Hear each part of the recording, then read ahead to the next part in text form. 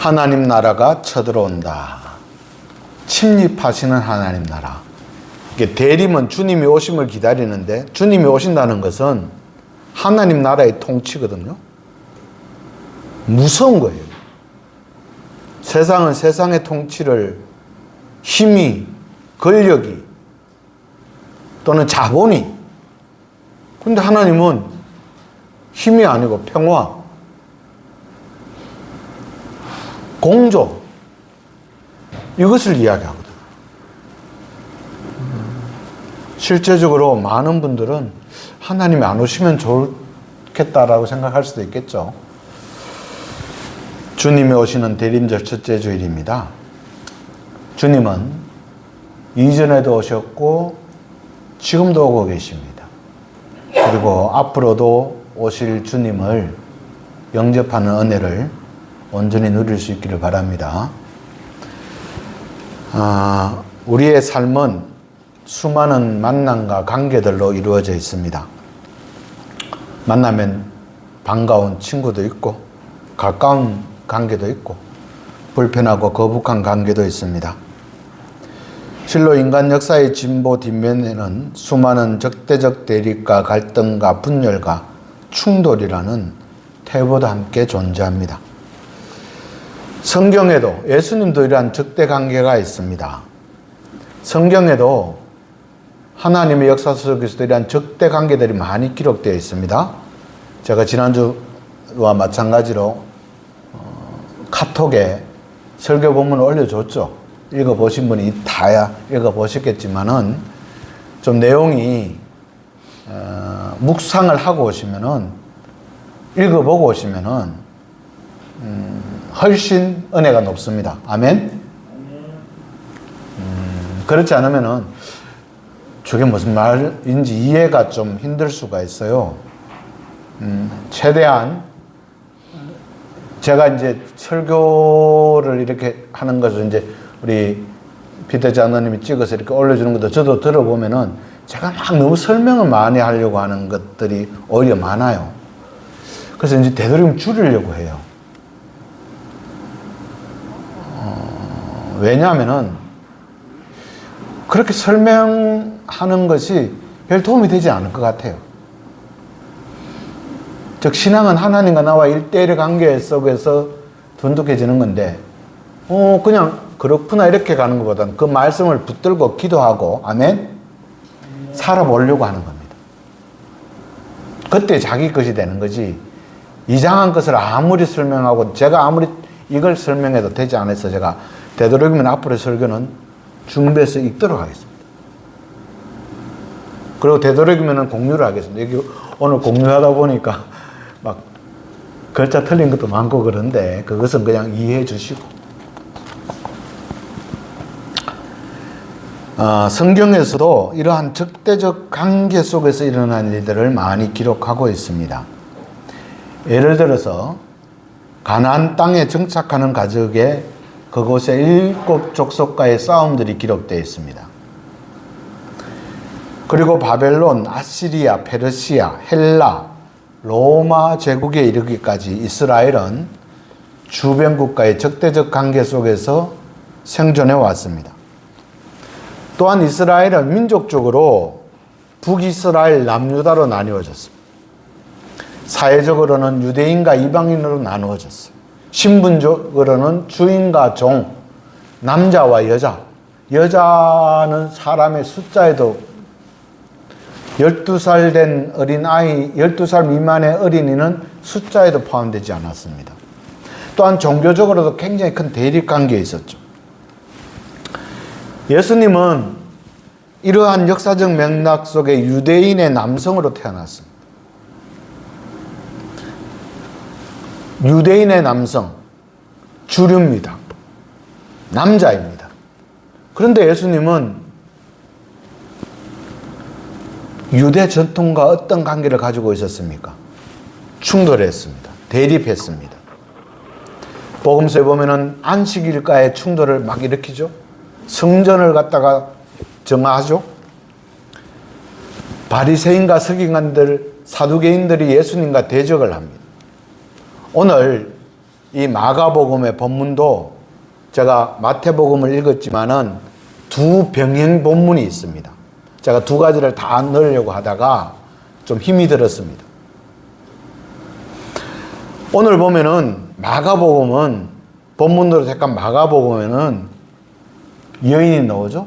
누굽니까? 헬라인입니다. 이방인입니다.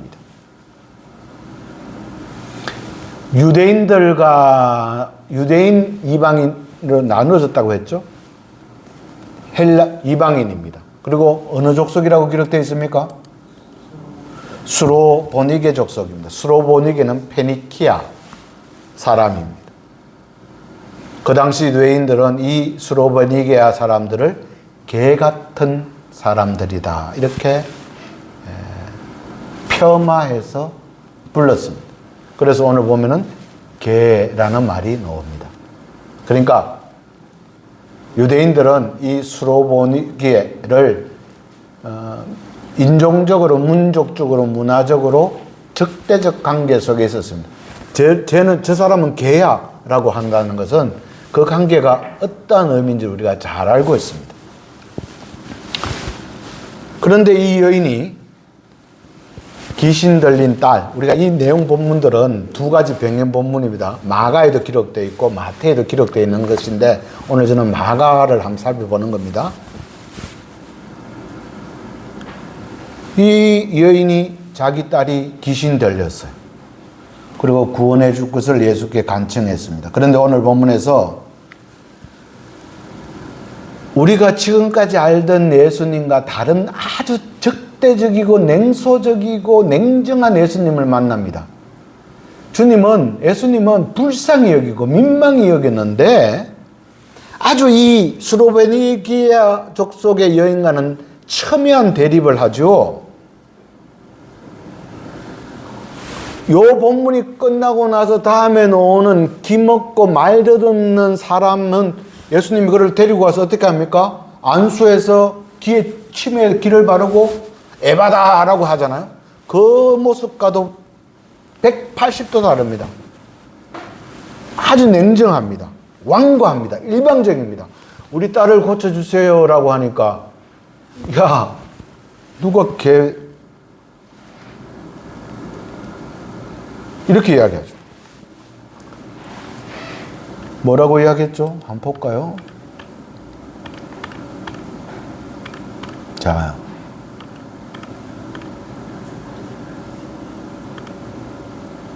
29절 시작.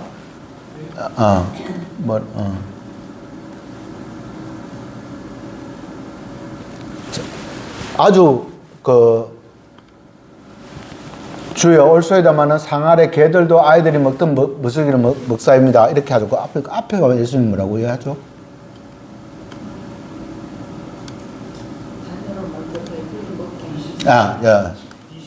27절이 왜 없지 여기? 26절이 빠졌나요?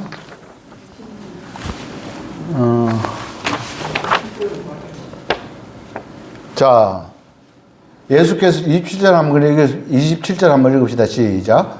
예수께서 이르시되 자녀로 먼저 배불리 먹게 할지니 자녀의 떡을 취하여 개들에게 던짐이 마땅치 아니하니라. 이 말이 뭐예요? 예수님이 유대인으로서 아니 내가 고쳐주면은 우리 이쪽 사람이 맞지, 어떻게 그러다 개들 너희들에게 먹이겠냐, 이렇게 아주 냉소적인 그런 말씀인데 예수님이 그런 마음을 가지고 하셨다 이런 의미는 아닙니다. 아주 냉정하고 완고하고 절망적이죠. 그런데 여인의 대답이 예수님을 압도할 만큼 지혜롭습니다. 28절 함께 읽읍시다. 시작. 여자가 대답하여 이르되 주여 올소이다마는 상 아래 개들도 아이들이 먹던 부스러기를 먹나이다. 오늘 본문은 많은 설명을 주지 않습니다. 그러나 한 가지 분명한 것은 우리는 예수님과 수로보니게 여인과의 대화에서 당시 인종 간, 종교 간, 문남녀 간 사회적 적대 관계가 얼마나 일반화되어 있는지를 알 수 있습니다. 여인과 이게 이 말씀을 따라서 유대인 남성 예수와 이방인 여성 그 대화 수준. 지금 우리 같으면 이 말을 하면 뭐라고 하겠죠? 뭐 갑질이다, 인종차별이다, 문화 이렇게 바로 일어날 수 있는 일들이 태반사였다는 겁니다. 자, 그것은 우리의 문화적 이해고. 그런데 더욱더 의아한 일은 이 여인의 딸의 회복을 선언하시는 예수님의 대답입니다. 29절 함께 읽읍시다. 시작. 예수께서 이르시되 이 말을 하였으니 돌아가라. 귀신이 내 딸에게서 나갔느니라. 이렇게 이야기하는 거예요. 주여, 옳소이다마는 상아래 개들도 아이들이 먹던 부스러기를 먹습니다 라고 하는 이 말을 여인이 대답하니까, 이 말을 했으니까 돌아가라.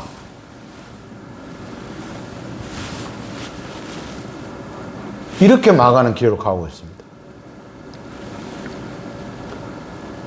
즉 네가 이 말을 했으니까 네 딸이 구원받았다라는 말입니다. 반전이죠. 앞에 그렇게 냉소적이었습니다. 야, 어떻게 자녀와 개를 먹을 걸 준다면 자녀에게 줘야지 개한테 준단 말이냐. 그러니까 개도 떨어진 부스러기를 먹습니다라고 하니까 이 말을 그 지혜로운 대답을 했다고 그 여인의 딸이 낳습니다. 이거 이해 반전 중에 반전이 이럴 수가 없습니다. 이렇게 앞서 그렇게 냉정했던 예수님의 입장에 비해 딸의 구원이 너무나 쉽게 이루어진 거죠. 그런데 오늘 마가복음하고 병행하는 마태복음 15장 28절 뭐라고 기록되어 있습니까? 함께 읽읍시다. 시작. 이에 예수께서 대답하여 이르시되 여자여 내 믿음이 크도다. 내 소원대로 되리라. 이거요, 우리가 성경에 보면은 위에 마가복음에 마태복음 19장 이렇게 되어 있잖아요. 그게 병행하는 본문이거든요. 마가는 이렇게 기록했고 마태는 이렇게 기록했다는 거예요. 자, 우리가 생각할 때도 사랑하는 성도 여러분, 구원이 큰 믿음으로 이루어진다는 것은 지극히 상식적이고 신앙적이에요. 이렇게 돼야 돼요. 이렇게 돼야 목사도 묵고 살아요. 교회가 이루어져요. 그렇잖아요?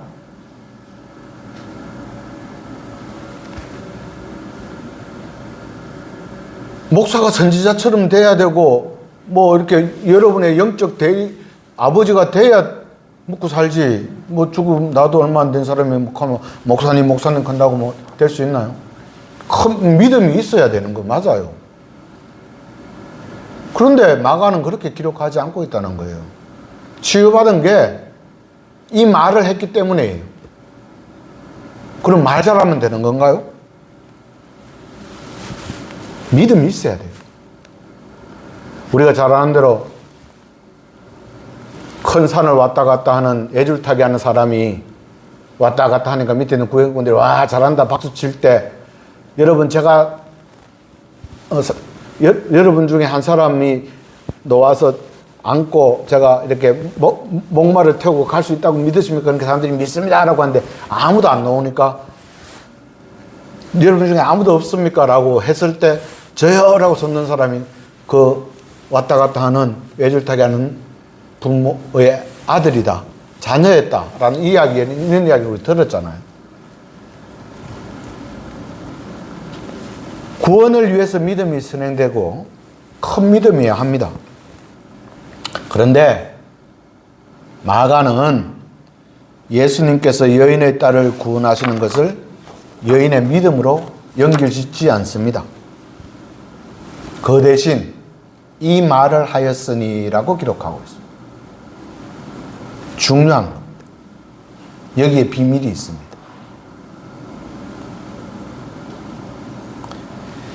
이 비밀 때문에 주님이 우리들에게 오십니다. 저는 쳐들어온다, 침노한다, 침입한다 이렇게 합니다. 저기 말은 우리의 가정에도 주님이 침입해야 주님이 오셔야 하나님 나라가 되잖아요. 주님은 쳐들어오십니다. 우리 교회에도 진정 하나님이 주인이 되는 공동체가 되기 위해서는 주님이 오셔야 됩니다. 아멘? 그런데 쳐들어오십니다. 잘 들어야 돼요. 즉 이미 우리는 철옹성 같은 방음막을 하고 있어요. 그냥 주님이 오시면 좋겠다라는 것은 머릿속에 생각이에요. 오면은 심판이에요. 오면은 내가 가진 건 아무 의미가 없어요. 그렇게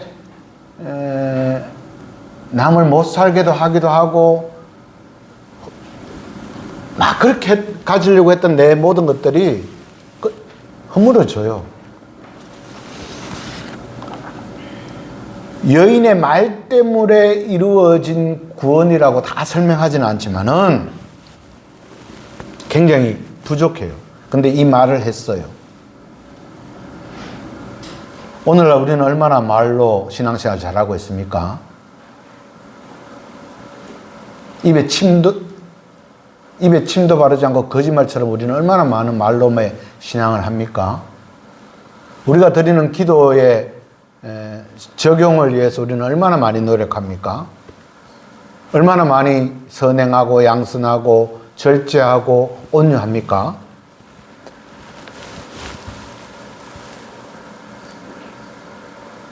정작 우리는 구원의 기쁨이 있는가?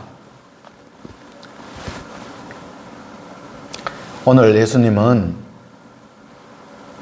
여인이 딸이 30절에 보면은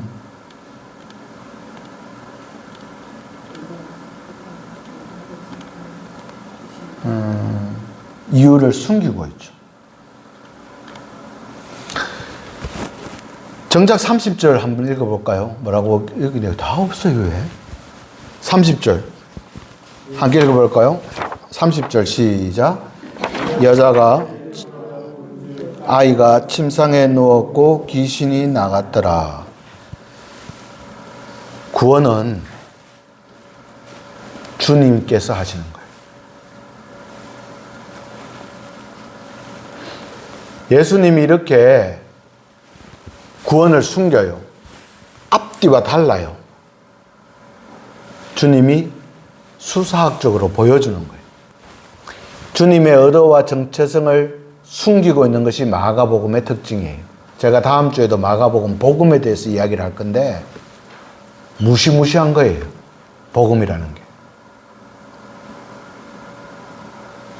우리가 지금 주님이 태어나셨다 기쁜 소식이다라고 하는 복음이라고 하는 유앙겔리온이라는 말은 우리가 지금은 참 기쁜 소식이다 이렇게 듣고 있지만은 마가가 이 복음이라는 단어를 쓰면은 반역죄예요. 그 당시에 마가복음. 왜냐하면은 그 당시는 로마가 집권하던 시대, 로마 시대에 복음이라고 하는 것은 황제 집안에 아이가 태어났다라고 할 때 나팔 빠바바바바바 불면서 유앙겔리온, 드디어 우리 황제 A라는 가문에 아이가 태어났습니다. 왕자가 태어났습니다. 왕세자가 태어났습니다. 이것을 유앙겔리온이라고 했어요. 그런데 마가가 저 마리아 요셉에게 태어난 아이, 그것도 마국간에 태어난 아이를 복음이다라고 하는 것은 그 당시 체제에서 반역이에요. 있을 수가 없는 일. 무슨 의미인지 아시겠죠? 주님은 그 당시 신분간, 계층간, 인종간, 문화간, 민족간, 보수와 진보, 남과 북, 동과 서서로 적대적으로 분리되어 있는 이 사회적 장벽, 이 사회적 카르텔을 세상의 질서라고 하는, 세상의 논리라고 하는 것을 갖추어져 있는 곳에 주님은 하나님께서 쳐들어오셔서 이것은 세상의 질서가 아니야. 이것은 오히려 무질서야. 하나님의 질서는 이것이야. 무너뜨리고 쳐들어오셔서 허무시는 겁니다. 즉, 이 말은 사람들은 구원이 내 믿음이다. 맞습니다. 믿음의 내용들이 있어야 되고 형식이 있었지만 구원은 하나님께서 하신다. 하나님이 쳐들어오셔야만 이루어지는 것이다.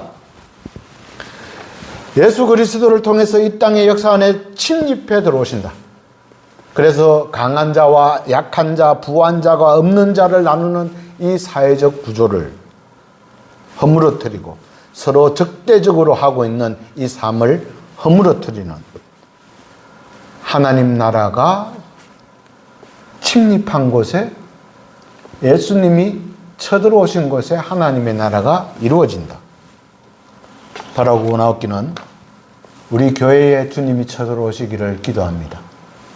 우리 교회에, 우리 가정에, 여러분의 가정에, 여러분의 일터에 주님이 침입해 오셔야, 쳐들어오셔야, 주님이 그 쳐들어오셔서 앉으셔야만이 하나님 나라요, 하나님의 통치가 이루어지는 것이고 내 마음에 주님이 쳐들어오시기 위한 절기의 시작이 대림절입니다. 할렐루야.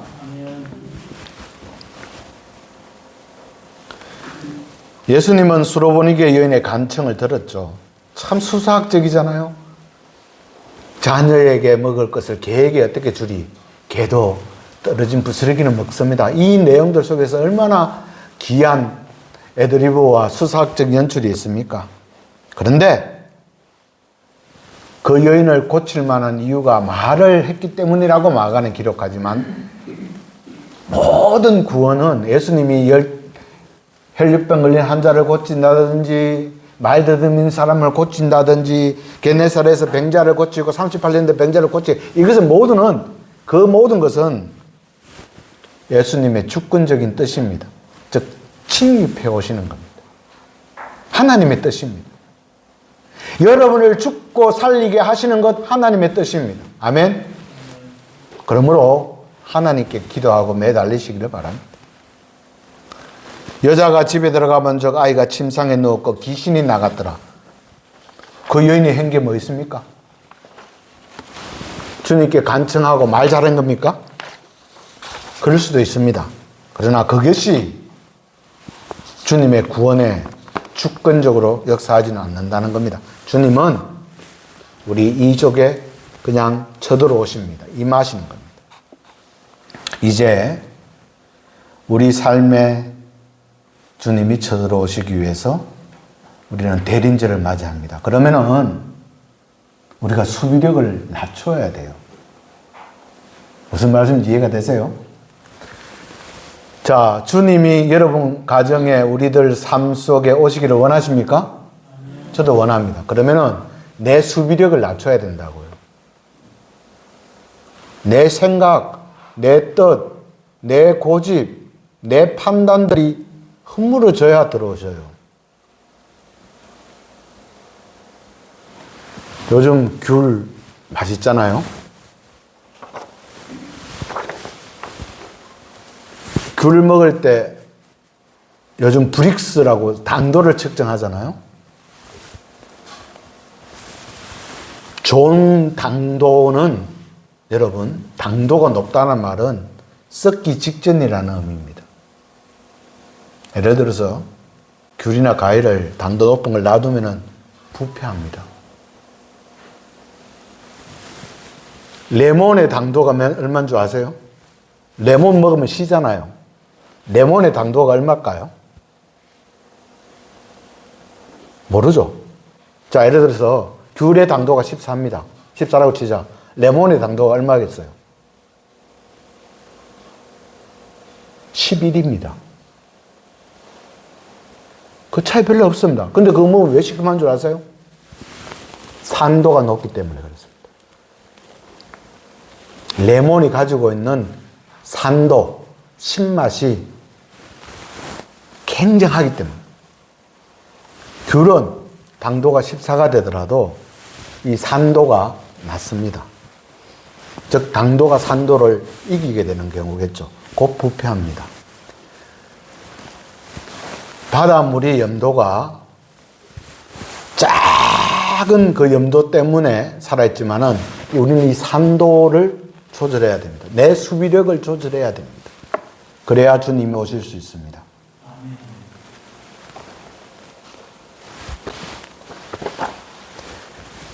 이 질그레서도라고 하는 일본의 여성 작가입니다. 미우라 아야코라는 사람. 제 옛날에 책이 있었는데 아무리 찾아봐도 못 찾았어요. 거기에 이런 내용들이 있어요. 이 질그레서도라고 하는 그 책에 이 미우라라는 사람, 아야코라는 이 미우라가 남편이고 아야코, 그래서 일본은 미우라 아야코 이렇게 이름을 가져가는 것 같아요. 그런데 그녀가 결혼 생활을 통해서 자신이 인격적으로 신앙적으로 성숙해져가는 과정을 이야기하고 있습니다. 어느 날 아야코가 남편 미우라의 양복을 세탁소에 맡겼대요.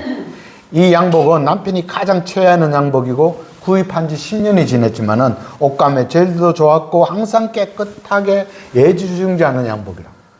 우리가 그렇잖아요. 양복 좀 오래 가면 참 오래 입잖아요. 또 많이 입는 것도 아니고. 근데 양복을 세탁소에 맡긴 지 일주일이 지나면 세탁 완료에 전화가 오는데 15일이 지나도 연락이 오지 않아서 세탁소를 찾아가니까 문이 잠겨져 있어요. 그래서 막 전화하고 알리니까 나중에 세탁소 주인이 전화가 왔다는 거예요. 그것을 잊어버린 거예요. 양복을 도둑 맞았어요. 점원이 그것을 가지고 가서 도망갔어요. 그래서 화가 났어요. 아니 빨리 연락해 주다든지 어떻게 이렇게 하고 왜 전화하지 않느냐고 이렇게 했더니만 저녁에 남편이 저녁에 와서 남편 미우라에게 조심스럽게 양복 이야기를 꺼냈어요. 그런데 남편은 별로 낙심한 것 같지 않았고 오히려 세탁소가 곤란해 갈까 동정하는 거예요. 아야코는 남편의 태도에 불만스러워서 곤란한 것은 세탁소가 아니라 우리예요. 저는 변상하라고 했어요. 그렇게 좋은 양복을 다시 사기 어려울 것 같아요. 그러자 남편 미우라가 이렇게 이야기합니다. 바보 같은 아야코. 그렇게 불평하는 게 아니야. 아무 말도 없이 용서해 줘야지. 뭐라고요? 아무 말도 없이 용서하다니요. 변상도 받지 않고요? 아야코. 변상이고 뭐고 무리한 요구는 하지 말아요. 거기는 조그마한 세탁소잖아요. 양복을 변상하면 한 달은 먹을 것에 곤란할지도 모르지. 하지만 여보 어떻게 가만히 있어요? 전 변상 받겠어요. 아야코는 성경을 읽고 있지. 예, 읽고 있죠. 성경에 뭐라고 쓰여 있지? 용서하라고 쓰여 있잖아.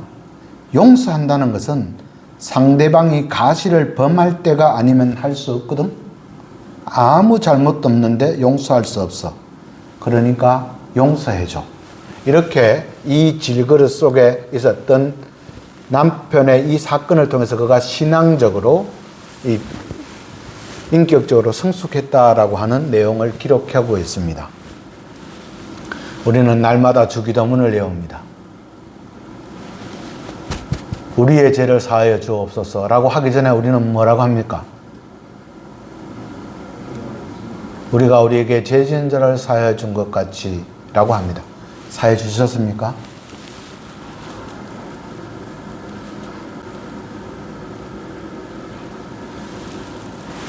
우리가 구원의 기쁨을 마음껏 초가상관이나 있으나 없으나 사나 죽으나 주머니에 돈이 1,000원 있으나 10,000원 있으나 10억 100억 가지고 있으면서도 돈이 없다라고 하는 영원히 살 것처럼 착각하는 이 죄악 중에 있는 이유가 무엇이겠습니까? 주님이 쳐들어오지 않았기 때문입니다. 주님을 주권자로 내 생과 하복의 주인이심을 우리가 말로만 주권적으로 받아들이지 않기 때문이 아닐까요? 대림절입니다. 주님은 빛으로 오십니다. 왜 빛이라고 고백할까요? 어둠이 속에 있는 내가 있기 때문입니다. 산도를 낮춰야 됩니다. 내 방어력을 낮춰야 주님이 오십니다. 나는 철웅성같이 지키고 있습니다. 네가 아무리 이야기해봐. 내가 하는가? 안 변하잖아요. 우리의 신앙생활도 한번, 태도도 한번 보십시오. 절대로 안 변합니다. 내가 고집한 거. 이제 저도 혁파하겠습니다. 뭐 남은 자 10년도 안 남았는데 목회하면서 정말 천하보다도 귀한 한 영혼이잖아요. 의인 10명이 있으면 되잖아요. 아멘?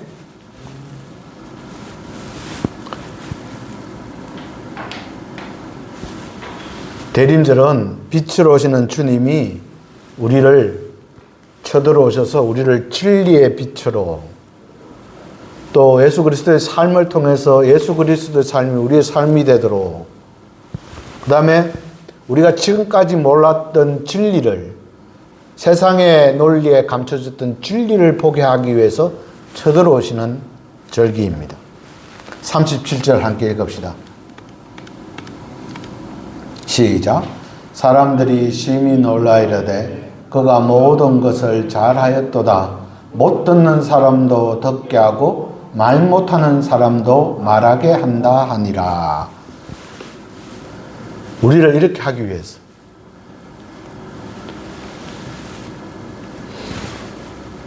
하나님의 진리를 듣고 하나님의 진리를 말하는 사람, 하나님 나라는 이런 것이다. 나를 봐라. 우리 가정을 한번 봐라. 내 막 쓰러질 것 같고 이렇게 하지만 하나님을 믿으니까, 하나님이 내 속에 쳐들어서 나를 하니까 내 봐라. 천금을 잃고도, 자식을 먼저 보내고도, 남에게 사기를 당해도 오히려 그 사람을 축복할 수가 있고, 기도하고, 그 사람이 다른 곳에 가서 그렇게 살지 않기를 기도하고, 용서하고. 잘 안 됐지만, 그러나 불쑥불쑥 올라오지만 그때마다 십자가에 달리신 주님을 바라보게 하시는 그 은총을 붙들고 살아가기는 우리를 만들기 위해서 내가 불뚝 성질로 살인하고 남을 미워하고 남의 앞길을 막고 생명 아닌 것을 위해서 할까봐 주님이 우리를 쳐들어오신다는 것을. 그래서 우리는 이렇게 기도해야 됩니다. 주의 길을 예비하되 주 예수여 나에게 오시옵소서라는 말은, 마라나타라는 말은 주님 저에게 쳐들어오십시오. 제가 방음막을 해제합니다. 그 첫 주일이 대림절입니다. 대림절은 얼마만큼 내가 방음막을, 내 이 철옹성 같은 내 준비를, 산도를 많이 낮추느냐에 따라서 우리의 신앙의 모습이, 우리의 삶의 고백이 달라질 줄로 믿습니다. 신앙의 성장과 성숙을 이루는 저와 여러분 될 수 있기를 주님의 이름으로 축복합니다. 기도합니다. 아버지 하나님,